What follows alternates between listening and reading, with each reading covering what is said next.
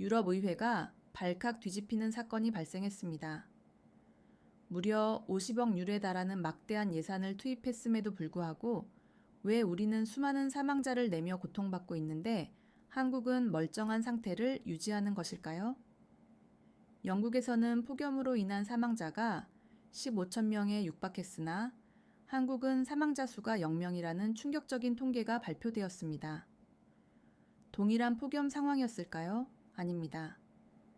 한국은 오히려 기온이 49도에 달하며 영국보다 2도 이상 높은 극심한 폭염에 직면해 있었습니다. 처음에는 어느 누구도 이 사실을 쉽사리 믿지 못했습니다. 아시아 국가의 뻔한 선전이라고 치부하며 비웃기 일쑤였죠.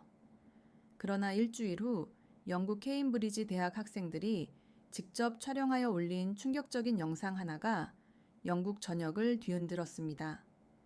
한국은 영국의 10분의 1 수준 예산으로 전 세계가 경악할 만한 선진적인 생존 시스템을 구축해낸 것입니다. 도대체 한국인들은 어떻게 이처럼 경이로운 성과를 달성한 것일까요? 그 충격적인 비밀을 지금부터 심층적으로 공개합니다. 저는 케임브리지 대학 교육학과 교수 알리샤 모리스입니다. 30년간 이 분야에 종사해 왔지만 오늘처럼 절망적인 기분을 느낀 날은 처음이었습니다. 15명의 대학원생들과 함께 세계 각국의 기후 적응 시스템을 연구하기 위해 떠나는 날이었는데 과연 런던 히드로 공항을 무사히 벗어날 수 있을지조차 의문스러웠습니다. 저기 또 누가 쓰러졌어요. 비명소리에 고개를 돌리자 한 노인이 뜨거운 바닥에 쓰러져 있었습니다. 의료진이 급히 달려왔지만 사용할 들것이 턱없이 부족했습니다. 이미 수십 명의 열탈진 환자들이 복도를 가득 메우고 있었기 때문입니다. 39도. 이는 런던 역사상 최악의 폭염으로 기록되었습니다. 히드로 터미널은 마치 전쟁터를 방불케 했습니다. 에어컨은 이미 3일 전에 완전히 멈춘 상태였고 천장의 환풍구에서는 뜨거운 열기만이 쏟아져 내렸습니다. 바닥에는 사람들이 죽은 듯이 누워 있었고 화장실 앞에는 100m가 넘는 긴 줄이 늘어서 있었습니다.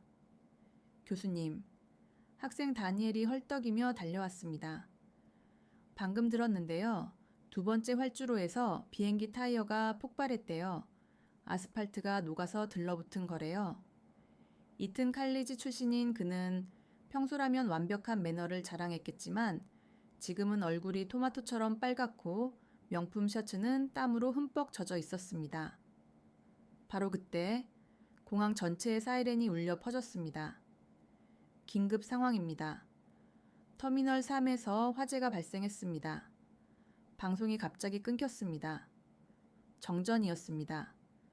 중간 터미널이 완전한 어둠에 잠겼고 여기저기서 비명소리가 터져 나왔습니다.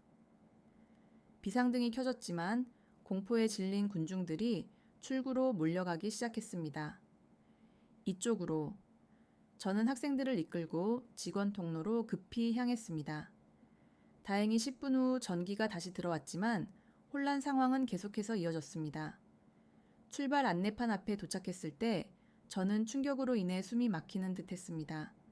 조종사 실신으로 파리행 취소, 활주로 폐쇄로 베를린행 취소, 마드리드행, 20시간 지연, 기체 결함으로 로마행 취소, 암스테르담행 무기한 연기. 온통 빨간 글씨의 행렬 속에서 단 하나 기적처럼 초록색 불빛이 깜빡이고 있었습니다. 이게 논리적으로 말이 되나요? 학생 클로이가 믿을 수 없다는 듯 중얼거렸습니다. 서울은 39.6도라면서요. 여기보다 훨씬 더 뜨거운데. 순간 제 뇌리에 불길한 생각이 스쳤습니다. 혹시 한국 정부가 상황을 은폐하고 있는 것은 아닐까? 아니면 우리를 유인하려는 교묘한 함정은 아닐까? 체크인 카운터는 완전한 아수라장이었습니다. 직원 절반이 열탈진으로 쓰러져 대기줄이 무려 300m나 늘어서 있었습니다. 우리 차례가 오기까지 2시간이 소요되었습니다. 정말로 서울행 항공편이 정상 운항될 수 있는 겁니까? 제가 힘겹게 물었습니다. 영국 항공 직원의 얼굴은 창백함 그 자체였습니다. 저도 믿기지 않지만 인천공항 측에서 완벽하게 정상 운영 중이라는 신호를 보내왔습니다. 20년 근무했는데 이런 일은 처음입니다. 혹시 가짜 신호 아닐까요? 북한이 개입했다든지? 학생 에이든이 끼어들었습니다. 제가 에이든을 제지했지만 솔직히 저 또한 불안했습니다. 탑승 게이트로 가는 길은 지옥도와 같았습니다. 에스컬레이터는 모두 멈춰 있었고 엘리베이터는 안전상의 이유로 폐쇄되었습니다. 무거운 짐을 끌고 계단을 오르는데 한 층마다 쓰러진 사람들의 모습을 목격했습니다. 저기요, 도와주세요. 임산부 한 분이 계단에 주저앉아 있었습니다. 우리가 부축하여 올라갔지만 이런 비극적인 상황이 곳곳에서 벌어지고 있었습니다. 드디어 게이트에 도착했을 때 또 다른 충격적인 광경이 펼쳐졌습니다. 다른 게이트들은 마치 난민촌을 방불케 했습니다. 사람들이 바닥에 널브러져 있고 아이들은 울부짖으며 노인들은 의식을 잃어가고 있었습니다. 그런데 유독 서울행 게이트만 완전히 달랐습니다. 승객들은 질서정연하게 좌석에 앉아 있었고 한국인 직원들은 차가운 물을 나눠주고 있었습니다. 안녕하세요. 곧 탑승이 시작됩니다. 조금만 기다려주세요. 한국인 직원의 극도의 침착함이 오히려 섬뜩하게 느껴졌습니다. 이들이 정말 39.66도에 서울에서 온 것이 맞을까? 다니엘이 제 귀에 속삭였습니다. 교수님, 지금 BBC 속보 봤는데요. 옥스퍼드 대학이 역사상 처음으로 폐교했대요. 건물이 열로 인해 뒤틀려서요. 제 가슴이 철렁 내려앉았습니다. 800년 역사의 영국 최고 대학들이 무너지고 있는데 우리는 더 뜨거운 곳으로 향하고 있다니. 잠깐만요. 학생 에밀리가 노트북을 열었습니다. 서울 실시간 위성 사진이에요. 이거 현실인가요? 화면에는 믿기 어려운 장면이 있었습니다. 분명 기온은 39.6도인데 도로에는 차량들이 정상적으로 주행하고 있었고 한강 다리도 완벽하게 운영 중이었습니다. 심지어 한강공원에는 사람들이 활동하는 모습까지 포착되었습니다. 이거 조작 아닐까요? 소피아가 의심스러운 눈빛으로 물었습니다. 바로 그때였습니다. 탑승 시작하겠습니다. 순간 모두가 얼어붙었습니다. 정말 이 비행기를 타야 하는 걸까? 39.6도의 미지의 세계로. 교수님, 클로이가 떨리는 목소리로 물었습니다. 정말 가야 할까요? 혹시 우리가 돌아오지 못하면? 저 역시 두려웠습니다. 하지만 학자로서의 강렬한 호기심이 앞섰습니다. 39.6도에서 정상적으로 운영되는 도시라니 그것이 진실이라면 우리가 반드시 목격해야 할 무언가가 있을 것이다. 가죠. 제가 단호하게 결심했습니다. 진실이 무엇이든 기내에 들어서는 순간 마치 천국과 지옥의 경계를 넘는 기분이었습니다. 시원하고 쾌적한 공기, 깨끗하게 정돈된 좌석, 미소 짓는 승무원들, 마치 다른 차원에 온 것만 같았습니다. 런던은 지금 완전히 마비 상태인데 다니엘이 창밖을 보며 중얼거렸습니다. 도대체 한국은 뭘 가지고 있는 걸까요?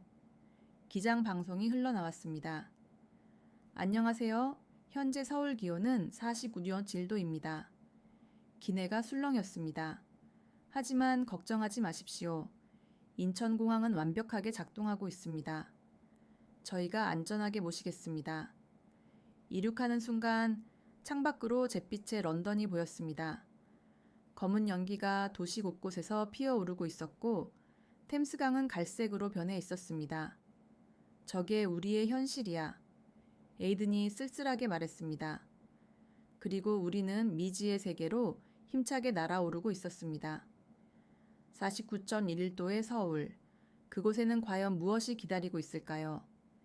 희망일까요? 아니면 또 다른 절망일까요? 12시간 후에 알게 될 진실이 두려우면서도 강렬하게 기대됐습니다. 12시간의 비행이 종료되고 기내 안내방송이 흘러나왔습니다. 현재 서울 기온 39.6도, 습도 71%입니다. 인천공항에 도착하신 것을 환영합니다. 학생들의 얼굴이 하얗게 질렸습니다. 런던의 39도에서도 그렇게 극심한 고통을 겪었는데 39.6도라니요. 게다가 습도까지 높다면 체감 온도는 상상을 초월할 것입니다. 몇몇 학생들은 벌써부터 숨을 가쁘게 쉬기 시작했습니다. 교수님, 정말 내려야 할까요? 혹시 비행기 안에 좀 더 머무를 수는 없을까요? 클로이가 걱정스러운 목소리로 물었습니다. 하지만 선택의 여지는 없었습니다. 비행기 문이 열리는 순간 예상대로 뜨거운 열기가 맹렬하게 밀려들었어요. 마치 오븐문을 연 것 같은 열기에 모두가 잠시 주춤했습니다. 그러나 놀라운 일이 벌어졌습니다. 탑승교에 들어서자마자 온도가 급격히 떨어지기 시작한 것입니다. 입구에서 39.6도였던 온도가 탑승교 중간쯤에서는 35도로, 그리고 공항 건물에 들어서자 24도로 완벽하게 조절되어 있었습니다. 마치 에어록 에어럭 시스템처럼 단계적으로 온도가 정밀하게 조절되고 있었어요. 각 구간마다 특수한 공조 시스템이 작동하고 있었고 천장에서는 부드러운 냉기가 흘러내리고 있었습니다. 이게 물리학적으로 어떻게 가능하죠? 다니엘이 놀란 눈으로 주변을 둘러보며 감탄했습니다. 더욱 놀라운 것은 공항 내부의 인프라였습니다. 벽면에 설치된 대형 스크린에는 실시간 환경 정보가 표시되고 있었습니다. A구역 24도, B구역 23도, C구역 25도, 각 구역별로 온도와 습도, 심지어 공기질까지 완벽하게 관리되고 있었습니다. 심지어 이산화탄소 농도와 초미세먼지 수치까지 실시간으로 업데이트되고 있었습니다. 안녕하세요. 케임브리지 대학 여러분. 갑자기 스피커에서 인공지능 AI 음성이 흘러나왔습니다. 완벽한 영국식 억양이었습니다. 현재 A 구역을 지나고 계시며 최적의 온도가 유지되고 있습니다. 쾌적한 여행 되시길 바랍니다. 혹시 불편하신 점이 있으시면 가까운 안내 데스크를 이용해 주세요. 학생들은 서로를 놀랍게 쳐다봤습니다. 히드로에서는 안내방송조차 제대로 나오지 않았는데 여기서는 AI가 실시간으로 개인화된 안내를 하고 있었습니다. 심지어 우리가 케임브리지에서 왔다는 것까지 정확히 인식하고 있었습니다. 입국 심사장으로 가는 길에는 더 많은 혁신적인 요소들이 기다리고 있었습니다. 무빙워크 위에는 미세한 에어컨이 작동하고 있어서 걸으면서도 시원함을 느낄 수 있었고 곳곳에 설치된 최첨단 공기청정기가 쾌적한 환경을 유지하고 있었습니다. 벽면은 특수 코팅이 되어 있어서 열을 효과적으로 반사하고 있었고 조명 또한 열 발생을 최소화하는 LED로 설치되어 있었습니다. 교수님, 여기 좀 보세요. 에밀리가 데이터를 담은 태블릿을 보여줬습니다. 주부 시간 동안의 에너지 사용량이 표시되고 있어요. 태양광 발전 70%, 지열 발전 20%, 그리드 전력 10%래요. 이 극심한 더위를 오히려 역이용해서 에너지를 생산하고 있는 거예요. 39.6도의 폭염을 에너지 생산 동력으로 활용하고 있다니 저는 할 말을 잃었습니다. 영국에서는 폭염을 막기 위해 엄청난 전력을 소비하고 있는데 한국은 오히려 폭염으로 전기를 창출하고 있었습니다. 입국 심사는 놀라울 정도로 신속했습니다. 안면 인식 시스템으로 단 10초 만에 통과했고 짐 또한 이미 벨트 위에서 우리를 기다리고 있었습니다. 각 가방에는 전자 태그가 부착되어 있어서 스마트폰으로 실시간 위치를 확인할 수 있었습니다.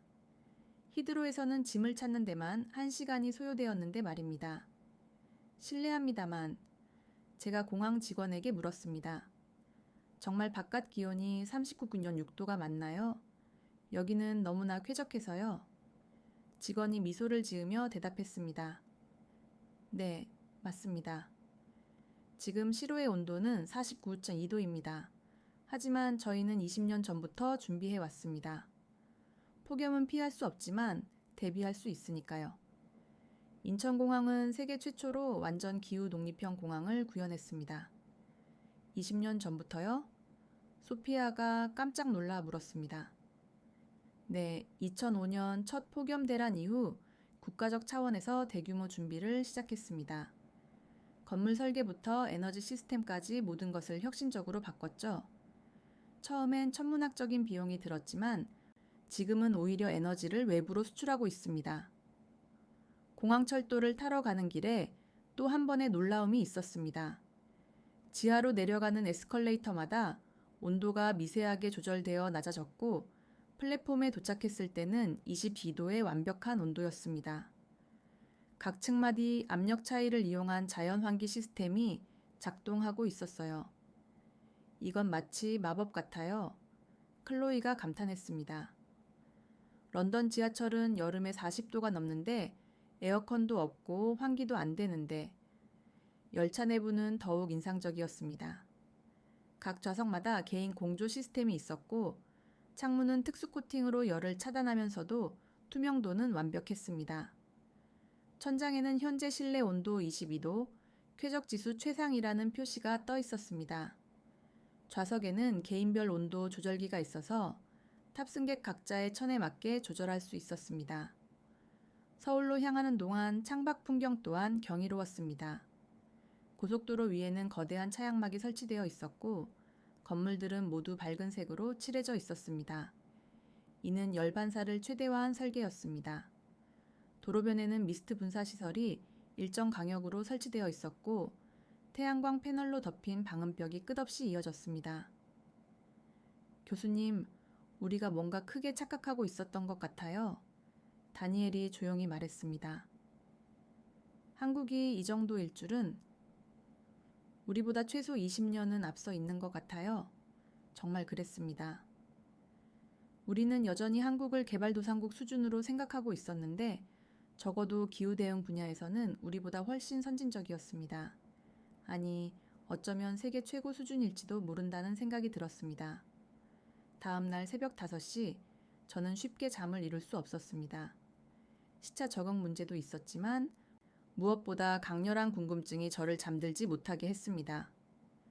창밖을 내다보니 벌써 거리에는 사람들이 보였습니다. 온도계를 확인하니 37도, 새벽인데도 말이죠. 영국이었다면 이 시간에는 아무도 밖에 나가지 않았을 것입니다. 교수님도 못 주무셨어요? 클로이가 로비에서 저를 맞았습니다. 저도 너무 궁금해서요. 사람들이 정말 외부에서 활동하고 있어요. 이게 논리적으로 말이 되나요? 우리는 호텔 직원의 안내를 받아 한강공원으로 향했습니다. 새벽 운동 인구가 많아요. 특히 여름에는 더욱 증가하죠. 낮 시간을 피해서 활동하시는 분들이 많거든요. 직원이 극히 자연스럽게 설명했습니다. 지하철역에서 나와 한강공원에 들어서는 순간 저는 제 눈을 의심했습니다. 37도의 새벽 기온에 수천 명의 시민들이 운동을 하고 있었습니다. 조깅을 하는 사람들, 자전거를 타는 사람들, 심지어 배드민턴을 치는 그룹도 있었습니다. 이른 아침임에도 공원은 활기로 가득했습니다. 이게 현실적으로 가능한 일인가요? 다니엘이 숨을 헐떡이며 물었습니다. 우리는 공원에 들어선 지 5분도 안 되어 벌써 땀에 흠뻑 젖어 있었는데 한국 사람들은 아무렇지 않게 운동을 즐기고 있었습니다. 더 놀라운 것은 연령대였습니다. 20대 젊은이들 뿐만 아니라 70대, 80대로 보이는 어르신들도 있었습니다. 할머니들은 시원한 그늘 아래에서 스트레칭을 하고 계셨고 어린아이들도 부모와 함께 자전거를 타고 있었습니다. 실례합니다.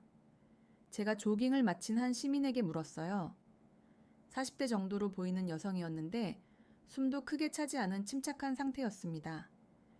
이 더위에 어떻게 지속적인 운동을 하실 수 있나요? 아, 이 외국분이시군요. 그녀가 미소 지으며 대답했어요. 처음엔 힘들지만 적응되면 괜찮아요. 그리고 여기 시설이 잘 되어 있잖아요. 정부에서 정말 신경을 많이 썼어요. 그제야 공원의 세부 시설들이 눈에 들어왔습니다. 50mm마다 미스트 분사기가 설치되어 있었고 곳곳에 자동 그늘막과 쿨링 벤치가 있었습니다. 음수대에서는 차가운 물이 끊임없이 제공되었고 응급 쿨링 스테이션도 100mm마다 체계적으로 설치되어 있었습니다. 저기 봐요. 클로이가 하늘을 가리켰습니다. 드론들이 무리지어 날아다니고 있었어요. 뭐 하는 거죠? 첫 모니터링 드론이에요. 근처에 있던 안전요원이 설명해 줬습니다. 형광색 조끼를 입은 젊은 남성이었습니다. 시민들의 천을 실시간으로 확인하고 위험 신호가 감지되면 즉시 대응합니다. 인공지능이 움직임 패턴을 분석해서 열탈진 위험도를 예측하고요. 바로 그때 우리 일행에게 위기가 찾아왔습니다. 다니엘이 갑자기 비틀거리더니 벤치에 주저앉았습니다.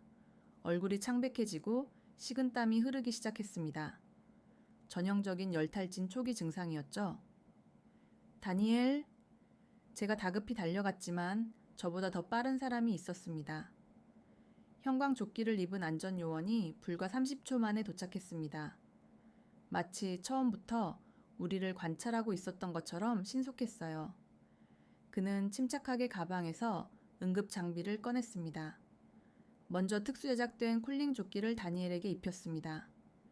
조끼 안에는 냉각젤이 들어있어서 즉시 천을 낮춰주는 효과가 있었습니다. 그리고 목과 손목에 쿨링 패치를 부착했습니다. 마지막으로 작은 스프레이로 얼굴과 목에 특수 냉각액을 분사했어요. 놀랍게도 다니엘은 2분도 안 되어 정신을 차렸습니다. 혈색이 돌아오기 시작했고 호흡도 안정되었습니다. 괜찮아요? 놀랍네요.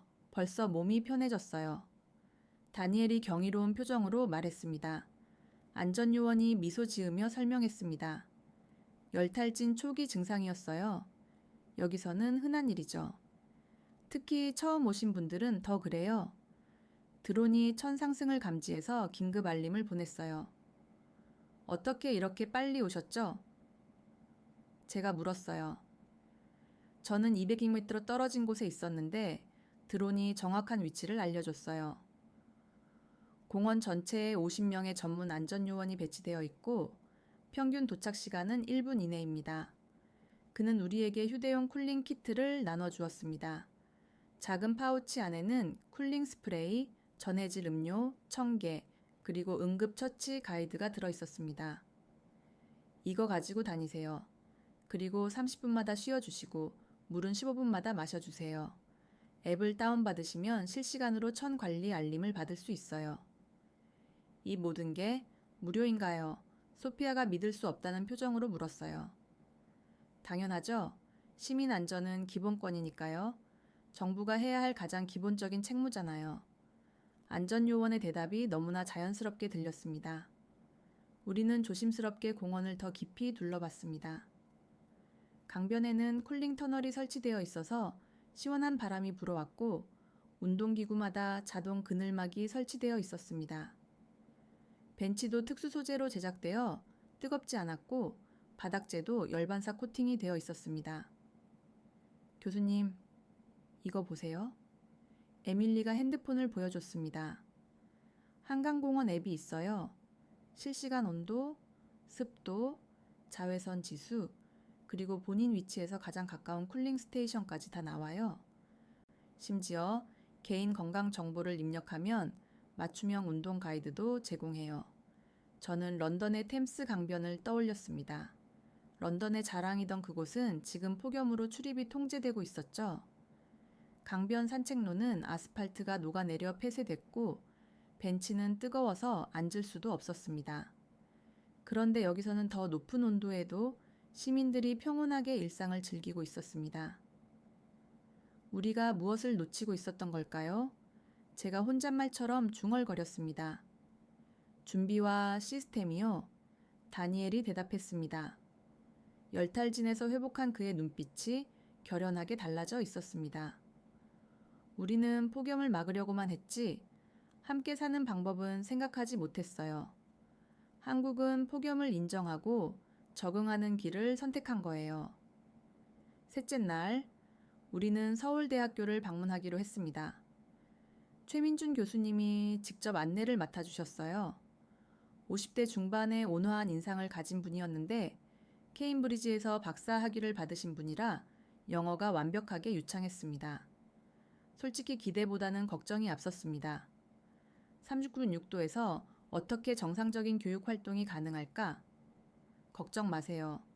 오히려 여름이 우리의 강점이 됐어요. 최 교수님이 자신감 있게 말씀하셨습니다. 폭염을 극복하는 과정에서 교육 혁신이 일어났거든요. 캠퍼스에 들어서자마자 첫 번째 충격을 받았습니다. 오전 9시 기온은 이미 45도를 넘어섰는데 캠퍼스는 학생들로 가득했습니다. 더 놀라운 건 야외에서 수업이 진행되고 있었다는 거예요. 저게 어떻게 가능하죠? 소피아가 놀란 목소리로 물었습니다.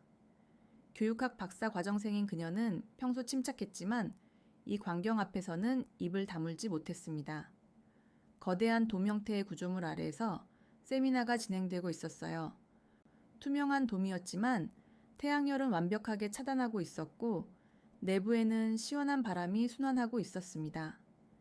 10명 정도의 학생들이 원형으로 앉아 활발한 토론을 벌이고 있었습니다.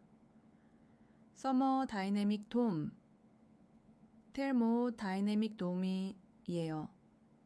최 교수님이 설명했습니다. 태양열을 차단하면서도 자연광은 통과시키고 내부 온도는 25도로 항상 유지됩니다. 에너지는 돔 표면의 태양광 패널에서 자체 생산하고요.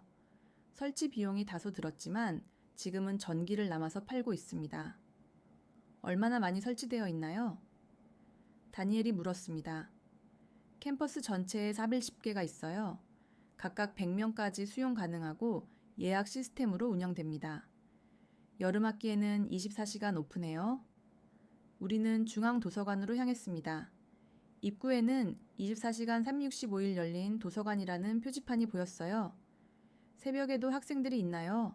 에밀리가 물었습니다. 지금 가장 인기 있는 시간대가 새벽 2시에서 6시예요. 최 교수님의 대답에 우리는 모두 놀랐습니다. 낮 시간을 피해서 공부하는 학생들이 많거든요. 완벽한 시스템이 갖춰져 있으니까 가능한 거죠. 도서관 내부는 더욱 경이로웠습니다. 각 열람석마다 개인 기후 제어 시스템이 있었습니다. 작은 터치 스크린으로 온도, 습도, 조명, 심지어 공기의 향기까지 조절할 수 있었어요.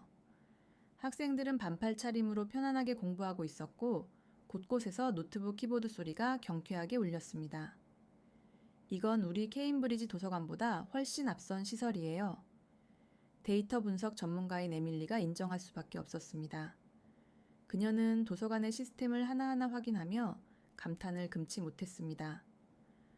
3층의 그룹 스터디룸은 더욱 인상적이었습니다. AI 튜터가 설치되어 있어서 24시간 질문이 가능했고 홀로그램으로 3차원 모델을 구현할 수 있었습니다. 의대생들이 홀로그램으로 인체 해부학을 공부하는 모습은 마치 공상과학 영화 같았어요. 영국은 폭염으로 의대 실습이 전면 중단됐는데 에이든이 씁쓸하게 말했습니다. 시체 보관시설이 작동을 멈췄거든요. 우리는 오히려 여름에 더 많은 실습 기회를 제공해요. 최 교수님이 말씀하셨습니다. 가상 실습실에서는 온도 제약 없이 무한 반복 학습이 가능하니까요. 점심시간, 우리는 학생 식당에서 또 다른 충격을 받았습니다. 수천 명이 동시에 식사할 수 있는 거대한 공간이 완벽하게 냉방되고 있었고 메뉴도 다양하게 제공되었습니다. 한식, 중식, 양식, 할랄, 비건 옵션까지 모든 것이 준비되어 있었습니다. 여름 특별 메뉴예요. 학생 하나가 설명해 줬습니다. 공대생이라고 자신을 소개한 청년이었습니다. 더위에 지치지 않도록 영양사 선생님들이 특별히 구성하신대요. 삼계탕 같은 보양식도 있고 차가운 메밀국수도 있어요. 가격은요? 클로이가 물었습니다. 한 끼에 4,000원이에요. 정부 지원이 있어서 싸죠. 4,000원이면 영국 파운드로 약 25파운드 정도로 케임브리지 학생 식당의 10분의 1 가격이었습니다. 오후에는 공대 실험실을 방문했습니다. 고온의 실험 장비들이 작동하고 있었지만 실내 온도는 일정하게 유지되고 있었어요. 각 실험대마다 독립 냉각 시스템이 있어요. 조교가 설명했습니다. 열 발생량을 실시간으로 계산해서 자동으로 냉각 강도를 조절해요. 폭염이 오히려 열역학 연구의 기회가 됐죠. 우리 캠퍼스는 실험실 사용을 제한하고 있는데 다니엘이 한숨을 쉬었습니다. 안전하지 않다고요? 체육관도 방문했습니다. 실내 체육관은 당연히 시원했지만 놀라운 건 야외 운동장이었습니다. 특수 쿨링 시스템이 설치된 인조 잔디 위에서 학생들이 축구를 하고 있었습니다. 15분 경기, 5분 휴식 규칙을 지키면 안전해요. 체육 조교가 설명했습니다. 잔디 아래 냉각 파이프가 설치되어 있고 미스트 분사기가 주기적으로 작동해요. 가장 인상 깊었던 건 저녁 6시의 캠퍼스였습니다. 영국이었다면 모두가 집으로 도망가듯 떠났을 시간인데 여기서는 오히려 더욱 활기가 넘쳤습니다. 저녁 6시부터 10시까지가 제2의 골든타임이에요. 최 교수님이 말씀하셨습니다. 낮 시간대를 피해서 저녁에 활동하는 학생들이 많거든요. 도서관도 이 시간에 가장 붐빕니다. 캠퍼스 곳곳에 설치된 대형 스크린에는 실시간 환경 정보가 표시되고 있었습니다. 현재 온도, 습도, 자외선 지수, 각 건물의 혼잡도까지.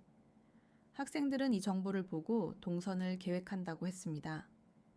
교수님, 우리가 너무 안일했던 것 같아요. 소피아가 눈물을 글썽이며 말했습니다. 우리는 그저 문을 닫고 포기했는데 여기서는 해결책을 찾아낸 거잖아요. 교육은 결코 멈추면 안 되는 것인데 정말 그랬습니다. 세계 최고의 교육기관이라고 자부했던 케임브리지가 폭염 앞에서 무릎을 꿇었을 때 서울대는 오히려 지속적으로 진화하고 있었습니다.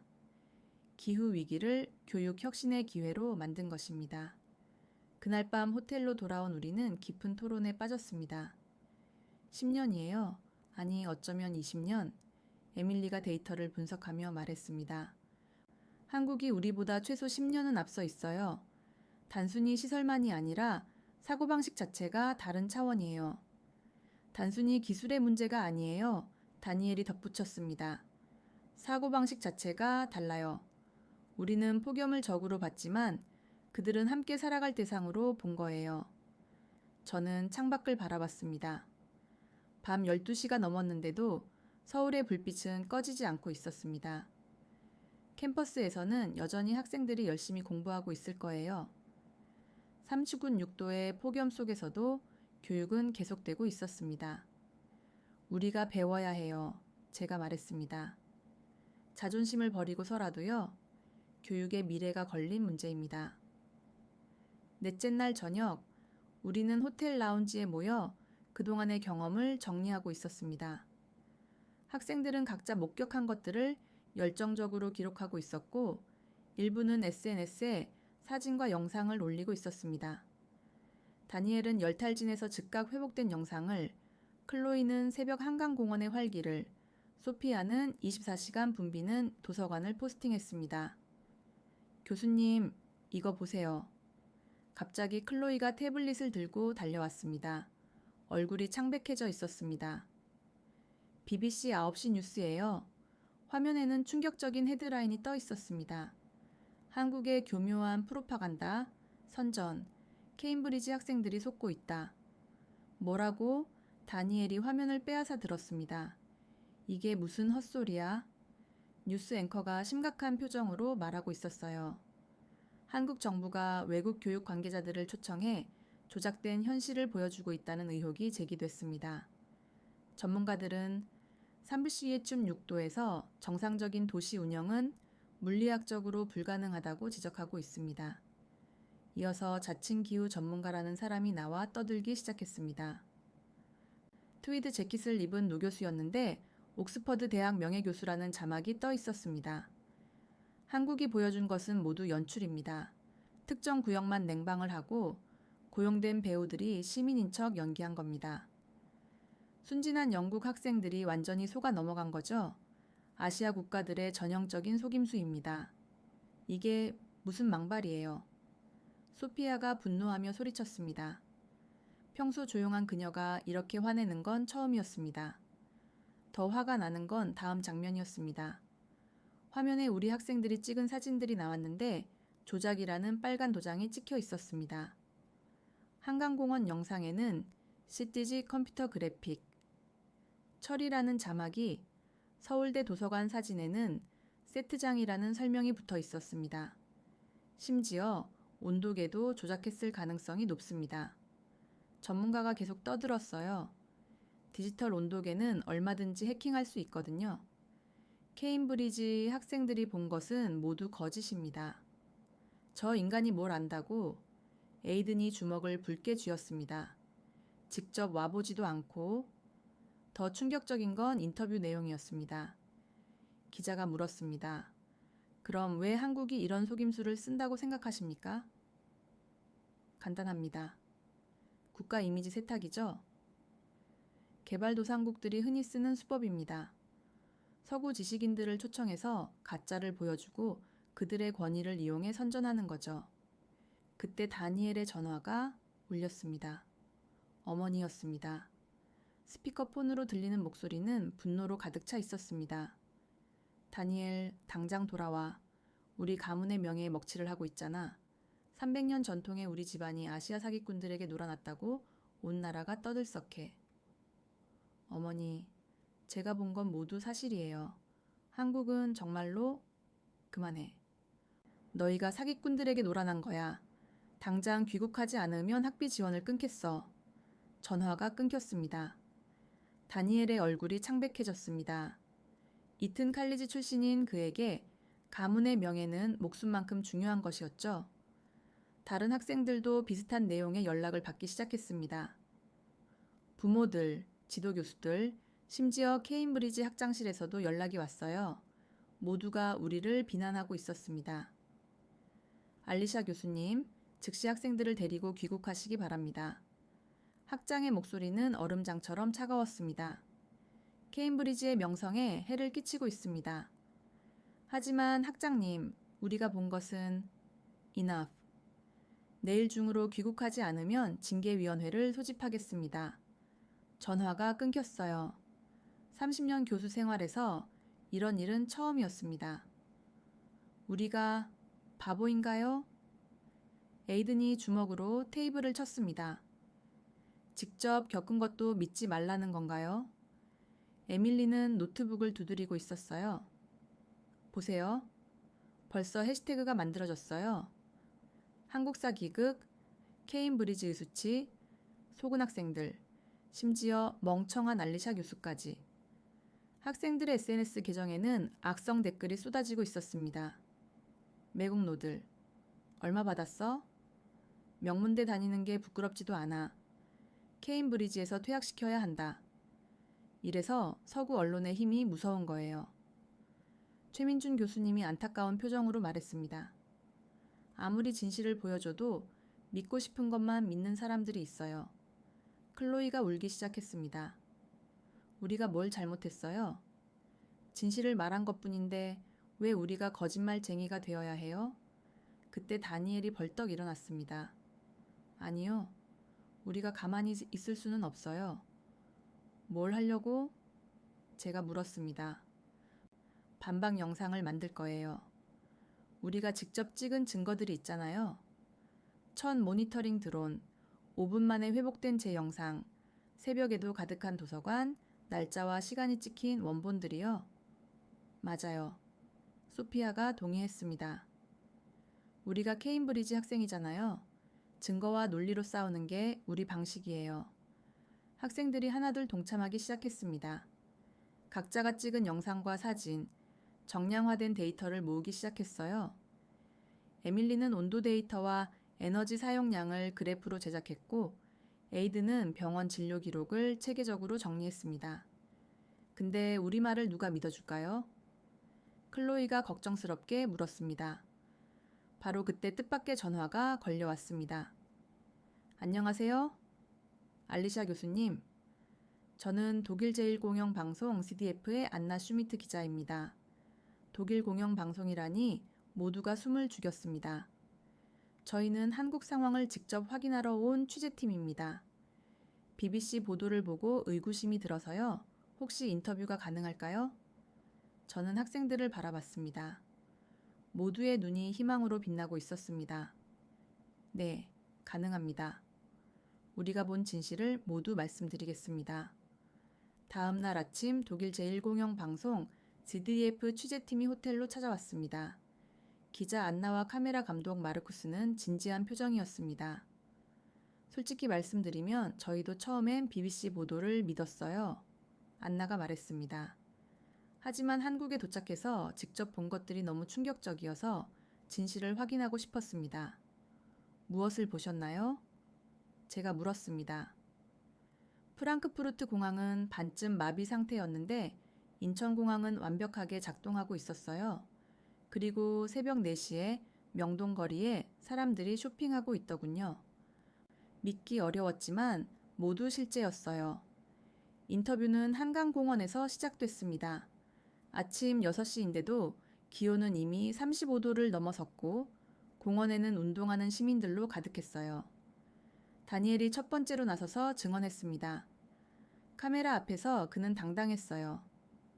보세요. 이게 연출인가요? 저 수천 명이 모두 배우란 말인가요? 그는 주변을 가리키며 말했습니다. 저는 이튼 칼리지와 케임브리지를 나온 사람입니다. 제가 바보라서 속았다고 생각하시나요? 그는 열탈진으로 쓰러졌던 경험을 생생하게 증언했습니다. 5분 만에 응급처치를 받았어요. 영국이었다면 구급차 기다리다가 큰일 났을 겁니다. 이게 가짜라고요? 제 목숨을 구한 게 연출이었단 말인가요? 카메라는 실시간으로 드론의 첫 모니터링 시스템을 촬영했고 안전요원의 신속한 대응 과정을 기록했습니다. 마침 한 시민이 가벼운 어지럼증을 호소했는데 1분도 안 되어 안전요원이 도착하는 모습이 생생하게 담겼습니다. 다음은 서울대학교였습니다. 새벽인데도 도서관은 학생들로 가득했어요. 이게 세트장이라고요. 소피아가 카메라를 향해 말했습니다. 그럼 이 수천 명의 학생들이 모두 엑스트라인가요? 새벽 4시에 연기하고 있다고요? 말이 안 되잖아요. 그녀는 도서관을 안내하며 혁신적인 시설을 하나하나 보여줬습니다. 개인 기후, 제어 시스템, 24시간, AI 튜터, 홀로그램 학습 도구. 이 모든 게 가짜라면 할리우드도 울고 갈 특수 효과예요. 에밀리는 태블릿으로 실시간 데이터를 보여줬습니다. 보세요. 도서관 전력 사용량, 온도 분포, 이용자 수, 와이파이 접속 기록. 이 모든 데이터를 조작한다는 게 현실적으로 가능한가요? 저는 데이터 분석 전문가입니다. 이건 조작이 불가능한 수준이에요. 클로이는 감정적으로 호소했습니다. 우리가 케임브리지 학생들이에요. 세계 최고의 대학에서 비판적 사고를 배운 사람들이란 말이에요. 우리가 바보라서 순진해서 속았다고 생각하세요? 우리의 지성을 모독하지 마세요. 최민준 교수님도 인터뷰에 응했습니다. 20년 전 첫 폭염 대란 때 우리는 뼈아픈 교훈을 얻었어요. 2005년 여름 서울에서만 3,000명이 사망했습니다. 그 후로 국가적 차원에서 준비를 시작했어요. 매년 GDP의 2%를 기후 적응에 투자했고 이제 그 결실을 보고 있는 겁니다. 취재팀은 정부 관계자도 인터뷰했습니다.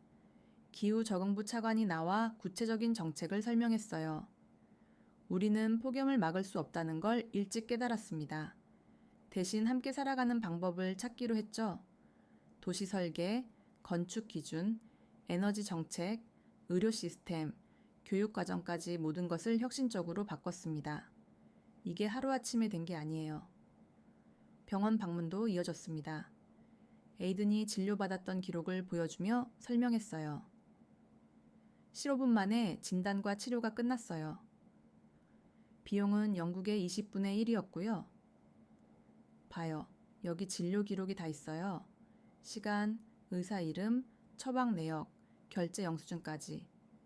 이것도 다 조작했다는 건가요? 카메라는 병원의 AI 진료 시스템과 신속한 처리 과정을 상세히 기록했습니다. 마침 독일 취재진 중 한 명이 가벼운 복통을 호소했는데 실제로 10분 만에 진료를 받는 모습이 고스란히 촬영됐어요. 가장 인상적인 장면은 폭염 속에서도 일상을 유지하는 서울 시민들의 모습이었습니다. 안나가 한 시민에게 물었습니다. 39.6도에서 어떻게 이렇게 평온할 수 있나요? 처음엔 힘들었죠. 50대 회사원이 대답했습니다. 하지만 시스템이 갖춰지니까 적응이 되더라고요. 정부가 정말 많이 노력했어요. 이제는 폭염도 일상의 일부예요. 취재는 멈추지 않았습니다. 지하철역의 완벽한 냉방 시스템, 버스 정류장의 에어컨 시설, 거리의 미스트 분사 장치, 건물들의 열반사 코팅. 카메라는 서울 전체가 하나의 거대한 생존 시스템으로 작동하는 모습을 담았어요. 이 모든 게 연출이라고요? 다니엘이 카메라를 향해 말했습니다. 그럼 서울 시민 1천만 명이 모두 배우인가요? 이 도시 전체가 세트장이란 말인가요? 그런 게 가능하다고 진짜 믿으세요? 마지막으로 제가 카메라 앞에 섰습니다. 저는 30년간 케임브리지에서 교육학을 가르쳤습니다. 제 인생과 명예를 걸고 말씀드립니다. 우리가 한국에서 본 것은 모두 진실입니다. 부끄럽지만 인정해야 합니다. 적어도 기후위기 대응에서 한국은 우리보다 훨씬 앞서 있습니다. 그럼 왜 영국 언론은 이를 부정할까요? 안나가 물었습니다.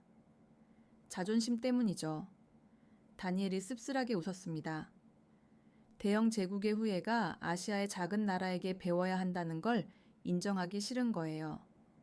하지만 자존심이 우리를 살려주지는 않아요. 소피아가 덧붙였습니다. 우리는 항상 우리가 최고라고 배웠어요. 서구 문명이 세계를 이끈다고요.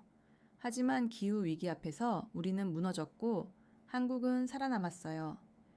이걸 인정하는 게 그렇게 어려운가요? 인터뷰가 끝난 후 취재팀은 며칠 더 한국에 머물며 추가 취재를 진행했습니다. 그들이 발견한 것들은 우리의 증언을 충분히 뒷받침하고도 남았습니다.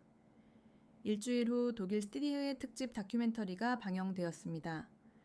제목은 대영 제국의 몰락, 그리고 한국의 부상이었어요. 50분짜리 다큐멘터리는 우리의 증언과 독일 팀의 철저한 현장 검증, 그리고 한국의 선진적인 시스템을 상세히 다뤘습니다. 방송은 유럽 전역에 엄청난 충격을 안겼습니다. 독일의 공영방송이 직접 검증한 내용이었기에 신뢰도가 매우 높았어요. 프랑스, 스페인, 이탈리아 언론들도 일제히 한국 취재를 시작했습니다. 네덜란드 방송은 한국의 폭염 대응 시스템을 배우는 특집 프로그램을 제작했고 스웨덴은 정부 차원에서 조사단을 파견했어요. BBC만 여전히 음모론을 고집했지만 이미 대세는 기울어져 있었습니다. 우리 학생들의 SNS에도 긍정적인 변화가 일어났습니다. 비난 대신 응원과 격려가 쏟아지기 시작했어요. 너희가 옳았어. 용기 있는 증언 고마워. 영국의 미래를 위해 싸워줘서 고마워. 우리도 한국에서 배워야 해. 케임브리지의 진정한 자부심이야. 다니엘의 어머니도 다시 전화를 걸어왔습니다. 미안하다, 다니엘. 내가 잘못 생각했구나. 우리 가문이 자랑스러워할 일을 했어. 진실을 위해 싸운 거잖니? 그날 밤 우리는 작은 승리를 축하했습니다. 하지만 더 중요한 건 이제부터였습니다. 이제 뭘 해야 할까요? 클로이가 물었습니다. 배운 걸 실천해야죠. 소피아가 대답했습니다. 영국도 변할 수 있다는 걸 보여줘야 돼요. 맞아요. 에이든이 동의했습니다. BBC가 뭐라고 하든 정부가 뭐라고 하든 우리가 본 진실을 전파해야 돼요. 정말 그랬습니다. 진실을 아는 것과 그것을 현실에서 실천하는 것은 별개의 문제였으니까요. 하지만 이제 우리에게는 확실한 증거와 굳건한 신념이 있었습니다. 여섯째 날 오후, 에이든이 갑자기 복통을 호소하기 시작했습니다. 얼굴이 창백해지더니 식은땀을 흘리며 괴로워했어요. 화장실을 오가며 구토 증상까지 보였습니다. 교수님, 에이든이 클로이가 다급히 저를 불렀습니다. 정말 상태가 안 좋아 보여요. 에이든은 보수적인 성향의 학생이었는데 평소 같으면 아파도 티를 내지 않았을 텐데 이번엔 정말 심각해 보였어요. 영국이었다면 NHS 병원 응급실에서 최소 6시간은 기다려야 할 상황이었습니다. 최근엔 12시간까지 대기하는 경우도 많았죠. 병원에 가야겠어요. 제가 결정했습니다. 한국 병원이요? 외국인인데 비용이? 다니엘이 걱정했습니다. 영국처럼 엄청난 비용을 청구하면 어떡해요? 최민준 교수님이 근처 대학병원을 추천해 주셨습니다. 걱정 마세요. 한국 의료 시스템은 외국인에게도 합리적이에요. 특히 응급 상황에서는 더욱 그렇죠. 택시로 10분 거리의 병원에 도착했습니다. 입구부터 놀라웠어요. 39전 6도의 폭염인데도 응급실 입구는 완벽하게 냉방이 되고 있었고 의료진들이 신속하게 움직이고 있었습니다. 병원 응급실에 도착하자마자 경이로운 일들이 벌어졌습니다. 입구에서 열화상 카메라가 에이든의 천을 자동으로 측정했고 AI 음성이 안내했어요. 발열 환자 확인, 응급 트랙 2번으로 안내합니다. 예상 대기 시간 5분입니다. 접수 직원이 다가왔습니다. 젊은 여성이었는데 영어가 유창했어요. 여권 보여주세요. 단 30초 만에 접수가 완료됐어요. 복잡한 서류 작성도 보험 확인도 없었습니다. 영국에서는 외국인이 응급실을 이용하려면 먼저 비용 보증부터 요구하는데 말이죠. 외국인 응급 의료 시스템이 있어요. 일단 치료부터 하고 나중에 정산합니다. 직원이 설명했습니다. 생명이 먼저예요. 대기실의 전광판에는 실시간 정보가 표시되고 있었어요. 현재 대기 인원, 예상 대기 시간, 각 의사별 진료 현황까지 투명한 정보 공개가 인상적이었습니다. 정확히 8분 후 에이든의 이름이 호출됐습니다. 영국에서는 상상도 못할 속도였어요. 진료실에 들어가자 30대 초반으로 보이는 의사가 유창한 영어로 문진을 시작했습니다. 옆에 모니터에는 AI가 실시간으로 증상을 분석하고 있었어요. 배가 언제부터 아프셨어요? 어떤 음식을 드셨나요? 영국에서 복용하는 약이 있나요? 에이든이 대답하는 동안 화면에는 가능한 질병들이 확률과 함께 표시됐습니다. 급성장염 7~8%, 식중독 15%, 스트레스성 위염 5%, 초음파 검사를 하겠습니다. 놀랍게도 의사가 직접 휴대용 초음파 기기를 가져와 바로 검사했어요. 영국에서는 초음파 검사 예약만 2주 걸리고 별도의 검사실로 가야 하는데 여기서는 진료실에서 즉석으로 시행됐습니다. 급성장염이네요. 아마 어제 드신 음식이 문제였을 거예요. 심하지 않으니 걱정 마세요. 간호사가 들어와 수액을 연결했습니다. 모든 과정이 신속하고 체계적이었습니다. 수액팩에는 QR코드가 있어서 스마트폰으로 성분과 제조 정보를 확인할 수 있었습니다. 약 처방하겠습니다. AI가 환자분의 체중과 나이, 알레르기 정보를 고려해서 최적의 처방을 추천했어요. 제가 확인했고요. 화면에는 처방 내역이 상세히 표시됐습니다. 각 약의 효능, 부작용, 복용법이 영어로 번역되어 있었어요. 바로 아래층 약국에서 받으실 수 있어요. 수액 맞는 동안 좀 쉬세요. 30분이면 충분할 겁니다. 진료 시작부터 끝까지 정확히 15분이었습니다. 에이든은 믿을 수 없다는 표정이었어요. 이게 가능한가요? 런던 세인트 토마스 병원에서 제 룸메이트가 비슷한 증상으로 8시간 기다렸어요. 그것도 결국 제대로 된 검사도 못 받고 수액을 맞는 동안 우리는 병원을 둘러봤습니다. 응급실임에도 불구하고 혼란스럽지 않았어요. 환자들이 체계적으로 분류되어 치료받고 있었고 의료진들은 차분하게 움직였습니다. 폭염 환자 전용 구역이 따로 있어요. 간호사가 설명했습니다. 열사병, 탈수, 열탈진 환자들을 신속하게 치료하는 특별 유닛이죠. 여름에는 24시간 가동돼요. 실제로 별도의 공간에는 급속 냉각 장치들이 설치되어 있었고 의료진들이 열 관련 환자들을 전문적으로 치료하고 있었습니다. 약국에서도 놀라운 경험을 했습니다. 처방전을 스캔하자 로봇이 약을 조제하기 시작했습니다. 화면에는 조제 과정이 실시간으로 표시됐고 3분 만에 완성됐어요. 외국인 환자세요? 약사가 영어로 물었습니다. 복약 지도를 영어로 해드릴게요. 약사는 각 약의 복용법을 상세히 설명했고 종이에 영어로 된 설명서도 함께 줬어요. QR코드를 스캔하면 복약 알림을 받을 수 있다고도 했습니다. 그리고 나온 계산서를 보고 우리는 모두 충격을 받았습니다. 진료비 3만 원, 초음파 검사 2만 원, 수액 1만 5천 원, 약값 1만 5천 원, 총액 8만 원. 영국 파운드로 환산하면 50파운드 정도였어요. 영국 사립병원이었다면 최소 1000파운드, 미국이었다면 2000달러는 나왔을 겁니다. 이게 가능한가요? 이 가격에 이런 서비스를? 에밀리가 믿을 수 없다는 표정으로 물었습니다. 한국은 고효율 의료 시스템을 구축했어요. 병원 직원이 설명했습니다. AI가 행정 업무를 처리하고 의사는 진료에만 집중할 수 있죠. 불필요한 검사도 없고 과잉 진료도 없어요. 에이드는 약을 먹고 1시간도 안 되어 상태가 호전되었습니다. 믿을 수 없어요. 영국이었다면 하루는 고생했을 텐데. 그리고 이 저렴한 비용이라니. NHS는 무료라고 하지만 긴 대기 시간을 생각하면 이 시스템이 더 인상적이었습니다. 더욱 감명 깊었던 건 의료진의 상태였습니다. 39.6도의 폭염에도 의사와 간호사들은 지쳐 보이지 않았습니다. 병원 전체가 완벽한 공조 시스템으로 운영되어요. 한 간호사가 설명했습니다. 의료진 휴게실도 잘 갖춰져 있고 근무 시간도 폭염을 고려해 탄력적으로 조정됐어요. 의료진이 건강해야 환자도 제대로 치료할 수 있으니까요. 응급실 대기실로 돌아왔을 때 한 가지 더 놀라운 것을 발견했습니다. 벽면 스크린에 실시간 의료 정보가 표시되고 있었어요.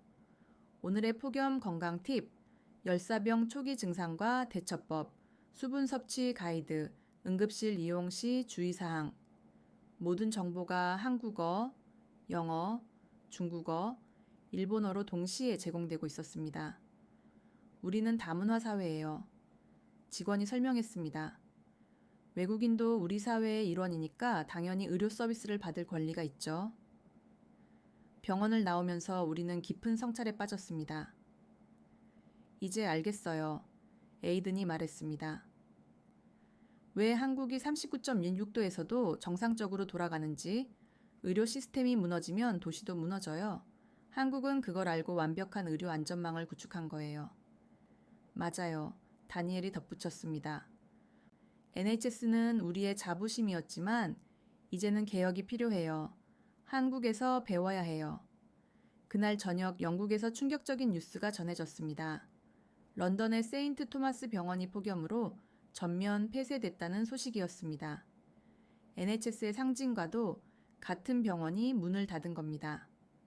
의료진 부족과 에어컨 고장이 겹쳤다고 했습니다. 우리가 한국에서 배워야 할 게 너무 많아요. 클로이가 한숨을 쉬었습니다. 의료만이 아니라 전체 시스템을요. 정말 그랬습니다. 의료 시스템의 붕괴는 단순한 불편을 넘어 생존의 문제였으니까요. 그리고 한국은 그 문제를 근본적으로 해결했습니다. 일주일째 되는 날, 최민준 교수님이 특별한 제안을 하셨습니다. 진짜 한국을 보고 싶으시다면 경주의 한 마을을 방문해 보세요. 거기서 하룻밤 묵어보시면 많은 것을 느끼실 거예요.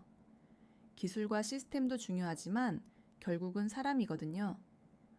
우리는 KTX를 타고 경주로 향했습니다. 시속 300km로 달리는 기차 안은 완벽하게 냉방이 되고 있었어요. 각 좌석마다 개인 조명과 온도 조절 장치가 있었고 창문은 자동으로 틴팅 차광띠 조절되어 햇빛을 막아줬습니다. 저 논에서 어떻게 농사를 짓죠? 다니엘이 창밖을 보며 의아해 했습니다.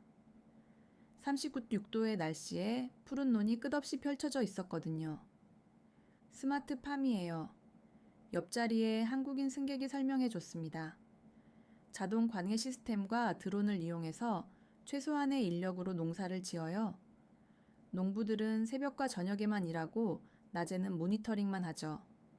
경주역에서 차로 30분, 우리는 양동마을에 도착했습니다. 500년 역사를 자랑하는 유네스코 세계문화유산이었습니다. 마을 입구에서 박성호 씨가 우리를 맞았습니다. 60대 중반의 온화한 인상을 가진 분이었습니다. 전통 한복을 입고 계셨는데 자세히 보니 특수 쿨링 소재로 만들어진 개량 한복이었습니다. 멀리서 오셨네요. 우리 마을에 온 걸 환영합니다. 영국에서 오셨다니 저도 젊었을 때 런던에 잠깐 살았어요. 첫인상은 충격적이었습니다. 전통 한옥들이 완벽하게 보존되어 있었지만 자세히 보니 현대 기술이 절묘하게 융합되어 있었습니다. 이게 500년 된 집이에요. 박 씨가 자신의 집을 소개했습니다. 하지만 보세요. 기와 아래에는 태양광 패널이 전통미를 해치지 않도록 설치되어 있었고 처마 끝에는 미스트 분사 장치가 숨겨져 있었어요. 담장에는 수직 정원이 조성되어 있어서 자연 냉각 효과를 내고 있었습니다. 전통은 지키되 현대를 거부하지 않아요. 그가 설명했습니다. 조상들의 지혜에 현대 기술을 더한 거죠. 집 안으로 들어가니 더욱 놀라웠습니다. 대청마루는 자연 통풍으로 시원했고 방에는 전통 온돌과 현대식 냉방이 조화를 이루고 있었습니다. 천장에는 전통 문양으로 위장한 공기 순환 장치가 있었어요. 이건 우리 조상들의 건축 지혜예요. 박 씨가 처마를 가리켰습니다. 여름에 볕은 막고 겨울에 볕은 들어오게 설계됐죠. 거기에 현대 기술을 더한 거예요. 전통과 현대가 싸울 필요는 없어요. 저녁 시간 마을 회관에 주민들이 모였습니다. 원례 회의였어요. 작은 마을인데도 프로젝터와 에어컨이 완벽하게 구비되어 있었습니다. 이번 주 최고 기온이 48도까지 올라간대요. 이장님이 말씀하셨습니다. 70대 후반으로 보이는 분이었는데 정정하셨어요. 철수 어르신들 에어컨 점검됐나요? 네. 오늘 확인했습니다. 젊은 청년이 대답했습니다. 필터 교체하고 냉매도 보충했어요. 영희 할머니는 어떠세요? 혈압이 좀 떨어지셨대요. 내일 병원 모시기로 했어요. 차는 제가 운전할게요. 이들의 대화를 들으며 저는 놀라움을 금할 수 없었습니다. 마을 전체가 하나의 가족처럼 서로를 돌보고 있었습니다. 우리 마을엔 독거노인이 12분 계세요. 이장님이 설명했습니다. 여름엔 매일 안부를 확인하고 필요한 게 있으면 즉시 도와드려요. 이게 천년을 이어온 우리 방식이에요. 더 놀라운 건 청년들의 참여였습니다. 20대 청년 5명이 마을에 살며 어르신들을 돌보고 있었습니다. 정부에서 청년 귀농 프로그램을 지원해요. 한 청년이 설명했습니다. 주거와 생활비를 지원받으며 스마트팜 기술을 배우고 마을 어르신들을 돕는 거죠. 도시보다 여기가 더 좋아요. 영국의 시골 마을들은 다 비어가고 있는데 소피아가 씁쓸하게 말했습니다. 요크셔의 제 고향도 이제는 노인들만. 저녁 식사는 마을 공동 식당에서 했습니다. 에어컨이 빵빵하게 가동되는 식당에서 어르신들과 젊은이들이 함께 모여 식사를 했어요. 혼자 먹으면 맛이 없잖아요. 할머니 한 분이 웃으며 말씀하셨습니다. 이렇게 모여 먹으니 더위도 잊게 돼요. 영국 손님들 오셔서 더 즐겁고요. 음식은 정성이 가득했습니다. 직접 기른 채소와 지역 특산물로 만든 요리들이었어요. 무더위에 입맛을 돋우는 시원한 국물 요리와 신선한 나물들이 인상적이었습니다. 식사 후 박 씨가 마을을 안내해 주셨습니다. 여기가 우리 마을의 자랑이에요.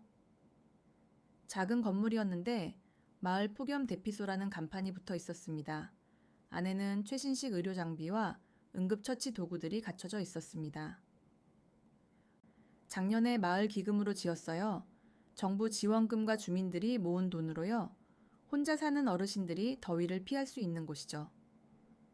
주민들이 돈을 모았다고요? 다니엘이 놀랐습니다. 당연하죠. 우리 마을이니까요.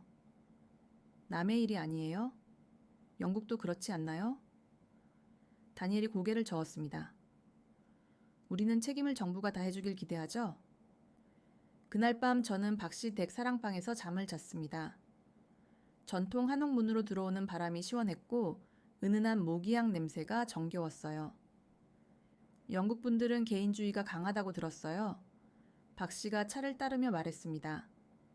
그것도 좋지만 이런 때는 함께 사는 게 힘이 돼요. 요크셔의 제 고향 마을이 생각나요. 제가 말했습니다.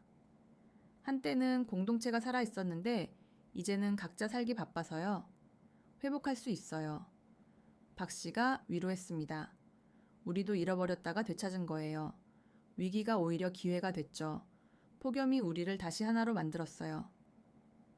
다음 날 아침 마을을 떠나기 전 작은 사건이 있었습니다. 할머니 한 분이 밭에서 일하시다가 어지러움을 호소하셨어요. 놀랍게도 3분 만에 청년들이 달려왔고 5분 만에 마을 의료봉사자가 도착했습니다. 천을 재고 수분을 공급하자 할머니는 금세 회복하셨어요. 이게 바로 시스템이에요. 이장님이 말씀하셨습니다. 첨단 기술도 좋지만 결국은 사람이 사람을 돌보는 거죠. 1000년 전이나 지금이나 변하지 않는 진리예요. 떠나는 길에 학생들은 모두 깊은 생각에 잠겨 있었습니다. 기술만으로는 안 되는구나. 에이든이 중얼거렸습니다. 공동체 정신이 있어야 해. 우리가 잃어버린 게 이거였어요. 클로이가 말했습니다. 함께 살아가는 지혜. 기차를 타고 서울로 돌아오는 길, 저는 확신했습니다.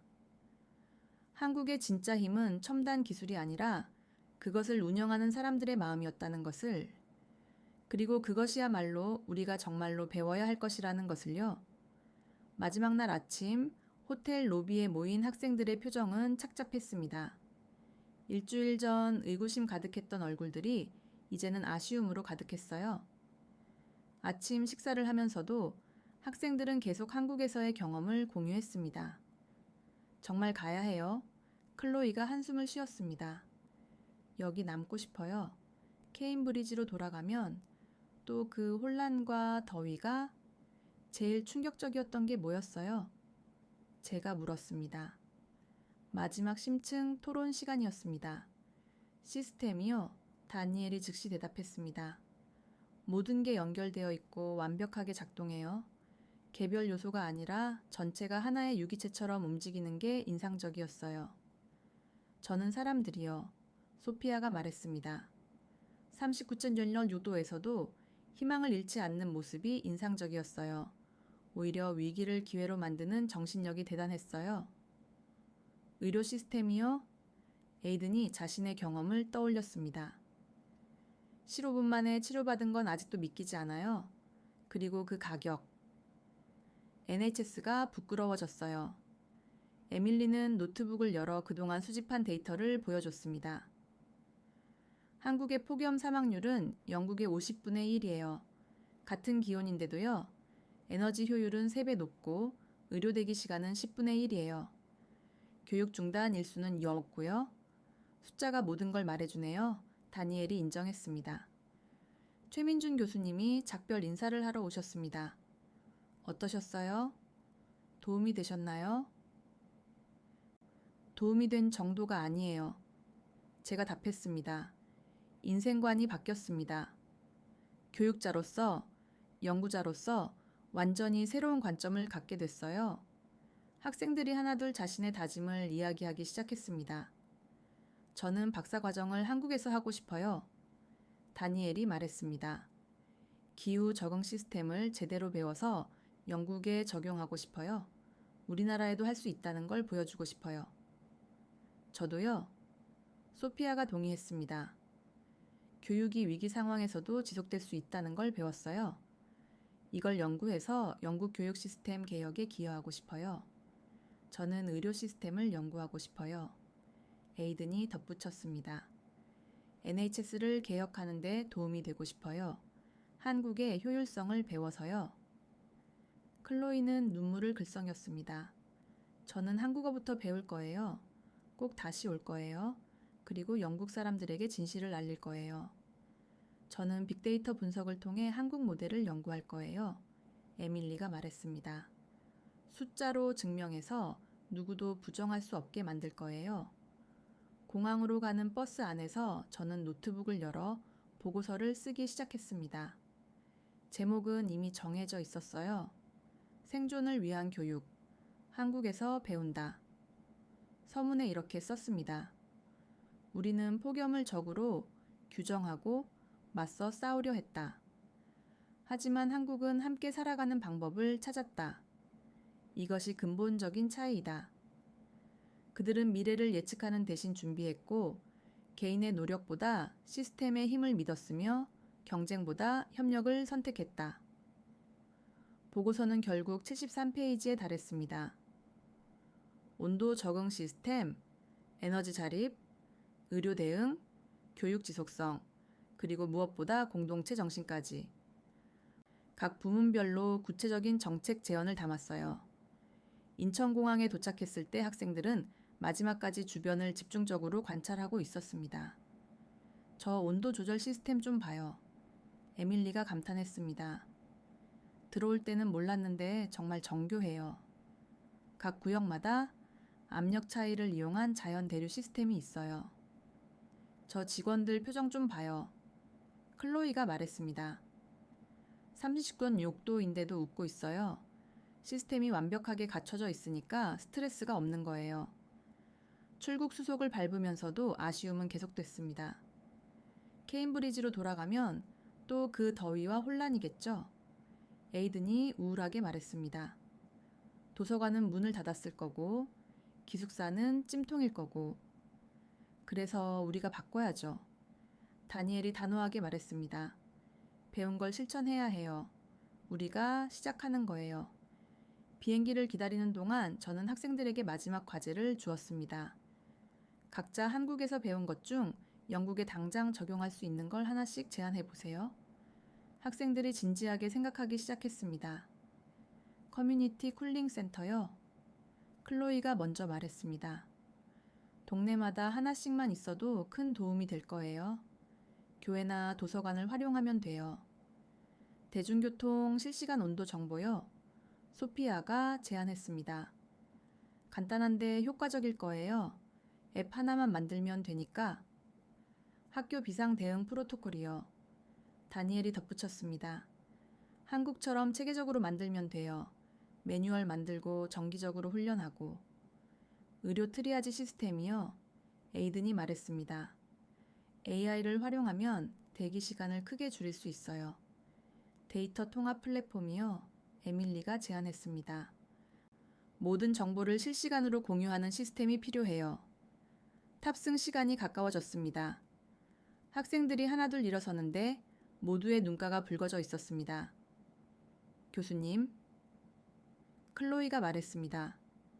우리가 진짜 뭔가를 바꿀 수 있을까요? 영국은 너무 보수적이잖아요. 그럼요. 제가 확신을 담아 대답했습니다. 우리가 본 것을 믿고 그것을 전파하면 돼요. 변화는 그렇게 시작되는 거예요. 한 사람이, 한 그룹이 시작하면 반드시 퍼져나가요. 비행기에 오르기 직전 다니엘이 뒤를 돌아봤습니다. 6개월 후에 다시 올게요. 꼭이요. 그때는 더 많은 사람들과 함께요. 다른 학생들도 고개를 끄덕였습니다. 이들에게 한국은 이제 단순한 방문지가 아니라 희망의 상징이 된 것 같았습니다. 기내에서 저는 학생들에게 말했습니다. 우리는 목격자예요. 미래를 본 사람들이죠. 이제 우리의 책임은 그 미래를 우리나라에도 만드는 것이에요. 모두가 진지하게 고개를 끄덕였습니다. 긴 비행이 될 것 같았지만 이번엔 희망을 가득 안고 가는 길이었습니다. 6개월 후 케임브리지 대학 대강당 500명의 청중 앞에 제가 서 있었습니다. 영국 교육부 장관, 각 대학 총장들, 그리고 언론인들이 가득했어요. BBC 기자들도 있었지만 이번엔 다른 태도였습니다. 오늘 발표할 내용은 영국 교육의 미래에 관한 것입니다. 제가 시작했습니다. 아니, 영국의 생존에 관한 것입니다. 스크린에 한국의 영상들이 나타났습니다. 39층열 6도에서도 정상 운영되는 학교들, 새벽에도 활기 가득한 도서관, 그리고 웃으며 공부하는 학생들. 이것은 조작이 아닙니다. 저와 15명의 학생이 직접 목격한 현실입니다. 그리고 이제 유럽 전역이 인정한 사실입니다. 청중이 숨을 죽였습니다. 발표가 끝난 후 놀라운 변화들이 일어났습니다. 케임브리지와 서울대의 공동 프로그램이 출범했습니다. 첫 해에만 200명의 영국 학생들이 한국으로 떠났어요. 영국 정부는 폭염 대응 마스터 플랜을 발표했습니다. 한국 전문가들을 초청해 자문을 구했고 10년 계획을 세웠어요. 런던 시장은 한강공원을 모델로 한 템스 리버사이드 개발을 발표했습니다. NHS는 한국식 스마트 의료 시스템 도입을 시작했습니다. 우리 학생들도 약속을 지켰습니다. 다니엘과 소피아는 서울대 박사과정에 입학했고 클로이는 한국어를 마스터하여 통역사가 됐습니다. 에이드는 한영 의료협력 프로젝트를 이끌고 있고 에밀리는 기후 데이터 분석센터를 설립했어요. 그리고 저는 매년 여름 한국을 방문합니다. 갈 때마다 새로운 것을 배우고 돌아와요. 작년 여름 런던이 다시 39도를 기록했을 때 상황은 확연히 달랐습니다. 첫 번째 커뮤니티 쿨링 센터가 문을 열었고 학교들은 한국식 대응 매뉴얼에 따라 운영을 조정했습니다. 사망자 수는 전년 대비 60% 감소했어요. 물론 아직 갈 길이 멉니다. 하지만 시작했다는 것이 중요해요. 제 사무실 벽에는 경주 양동마을에서 찍은 사진이 걸려 있습니다. 박성호 씨가 해주신 말씀이 적혀 있어요. 위기는 함께 극복하는 거예요. 그 옆에는 학생들과 찍은 사진도 있습니다. 한강공원에서 찍은 사진인데 모두가 웃고 있어요. 1000년 역사의 케임브리지가 70년 역사의 서울대에게 배웁니다. 부끄럽지 않습니다. 살아남는 것이 더 중요하니까요. 제국의 해는 졌지만 우리의 내일은 떠오를 것입니다. 자존심으로는 살 수 없지만 배움으로는 살 수 있습니다. 이것이 우리가 한국에서 배운 가장 큰 교훈입니다. 미래는 예측하는 것이 아니라 준비하는 것입니다. 그리고 그 준비는 혼자가 아니라 함께하는 것입니다.